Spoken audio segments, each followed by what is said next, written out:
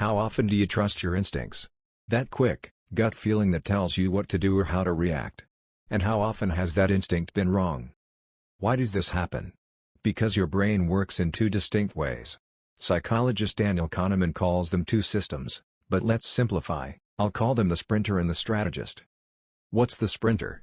It's fast, automatic, and intuitive. It reacts instantly, no thinking required. What's the strategist? It's slow, deliberate, and analytical. It steps in when things get complicated. Which one do you think makes most of your decisions? The sprinter. Why? Because it's easier. It's always on, always ready, and always looking for shortcuts. But here's the problem, shortcuts often lead to mistakes. Have you ever bought something just because the tag said, limited time offer?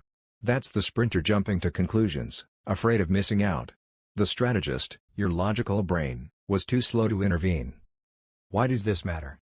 Because these mental shortcuts, called cognitive biases, shape your decisions in ways you don't even realize.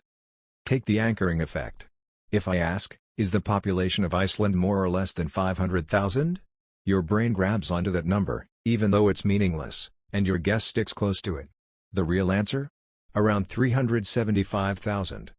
Or consider loss aversion. Why does losing $20 feel worse than finding $20 feels good? Because your brain is wired to avoid loss at all costs.